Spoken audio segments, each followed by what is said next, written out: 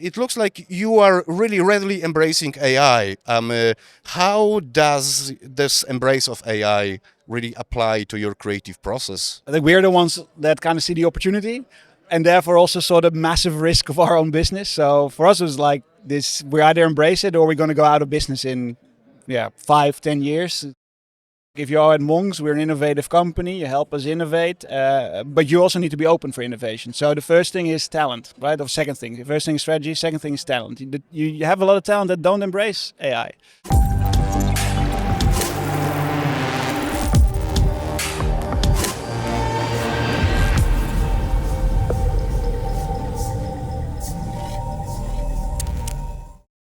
Hello, welcome to a podcast that accompanies the 12th edition of Imagination Day. The podcast is brought to life by Papaya Films. My name is Wojtek Kowalik. I'm a founder of Playground Warsaw, and right now I will be talking with Jouke Vuurmans, Chief Creative Officer of Monks. Hello, Jouke. Hello. How is Warsaw treating you so far? Very, very good. Enjoying the weather? Yeah, the weather's great. They say November is the best month in Yeah, Poland. I heard.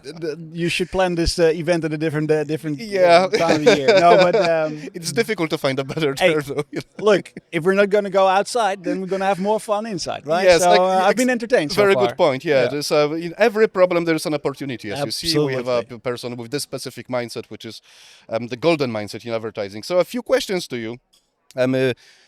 I've watched your keynote, and it looks like Monks. It's a huge network, right? It's a huge agency network. It's a huge business, and it looks like you are really readily embracing AI. How does this embrace of AI really apply to your creative process? Well, I think for starters, it started with this more of a top-down strategy. We really realized at the beginning that I think we're the ones that kind of see the opportunity and therefore also saw the massive risk of our own business. So for us, it was like this, we either embrace it or we're going to go out of business in 5-10 years. It could take a little longer, but that's kind of how we looked at it. So it was like a top-down decision. And I think that's first thing that helps us to transform faster, because if you do it from the ground up, it's very tough. But from the bottoms down, it allows us to to be clear about who we are, to also make that also basically the value of Monks. Like if you are at Monks, we're an innovative company. You help us innovate, but you also need to be open for innovation. So the first thing is talent, right? Or second thing. The first thing is strategy. Second thing is talent. You have a lot of talent that don't embrace AI. So the ones that are with us embrace AI, and that helps us in that process. So the transformation there's no end state. Like we only can move forward every day with the new technology, and literally every week there's something new coming out. So the way it's helping our creative process is baseline, use tools to do the things that we normally did without. So even if we do create strategy, if we create concepts, in that ideation process, start using tools. And we started with just the available tools out there, ChatGPT. We use Google a lot, so Google is our tech. So Google Gemini is our core tool. And we just provoke everybody to use it and help them in that process. So there's trainings.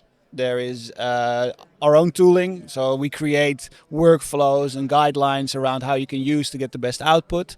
And in case of what the impact is, it's on the one hand, you do things a little bit faster, but on the other hand, you also see ideas being bad ideas are starting to filter out faster. So you raise the floor of what the work that's out there, and that's also an opportunity for talent, right? You get talent to actually produce better, create faster, but also definitely better ideas in that process.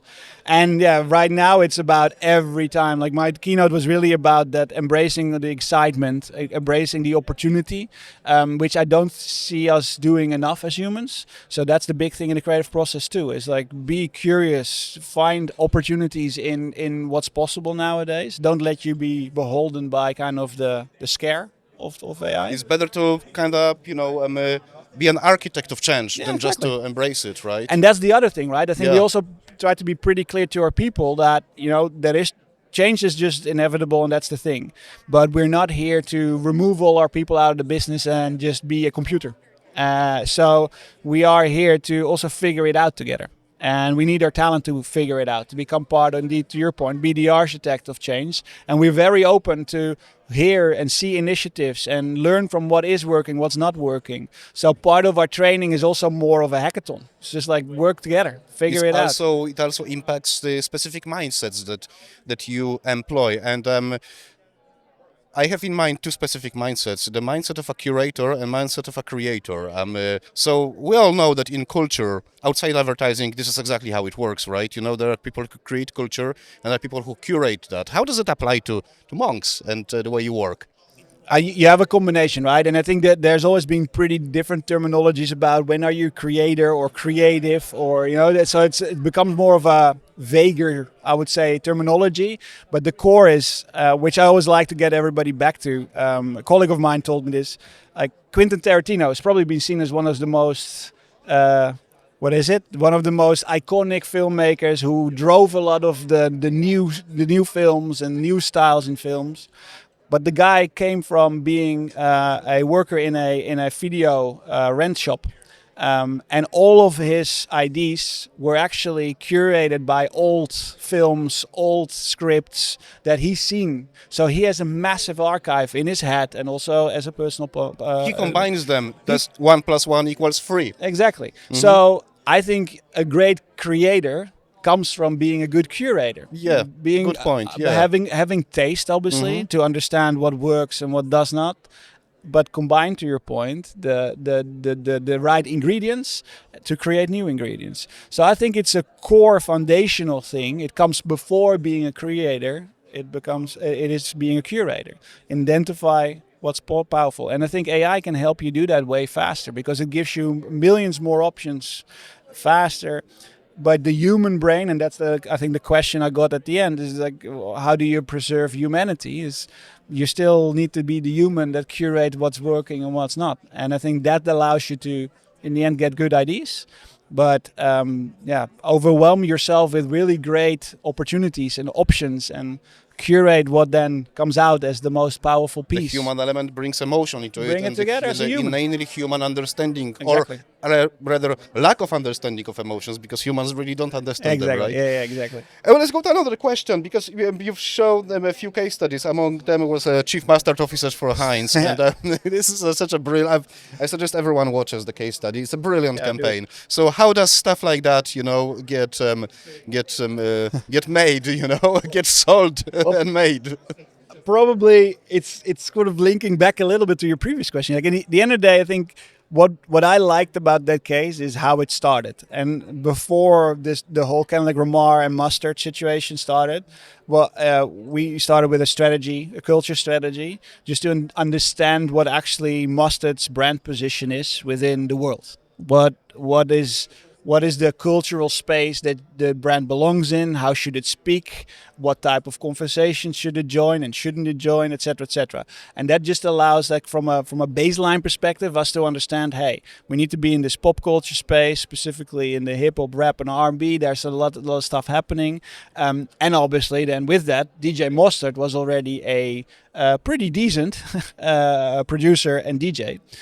So we picked him earlier on about, like, hey, let's start to create partnerships and ambassadorship with them, which I think is a more organic way of getting in culture, right? Instead of just forcing your brand in there, it's like find these more authentic partnerships to become more part of the culture.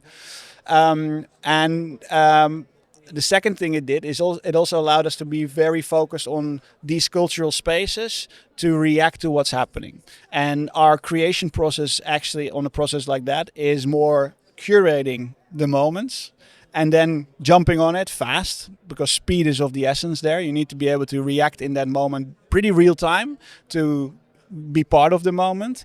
And the first thing was just a simple like ad when Kendrick Lamar's album dropped, and in within 24 hours that got a meme, and we jumped on it with our own kind of version of it. But because it's so natural, like, the crowd obviously liked it. That is in fact curating pop culture. That's creating, It's right? not just creating; it's actually curating. No, there's a lot of opportunity for us. Tapping to this cultural energy, right? Exactly. You know, and that was curating. Uh-huh. But then when it started to kick off, then you can start creating. And then our creative minds can go wild around, like, okay, what do we do now?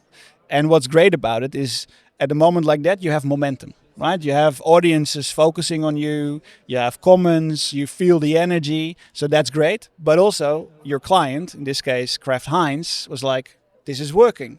So they have momentum and they are way more open to take brave ideas and brave decisions because they see it working. And I think that's what we always battle in our industry, right? It's like, yeah, you can have great ideas, but clients need to buy it. And fast approval processes, fast right? Approval. When you Exactly. when you need to catch the lightning in a bottle, you cannot wait, 5 days for approval of the 5 Exactly. different layers, Exactly. of the leaders.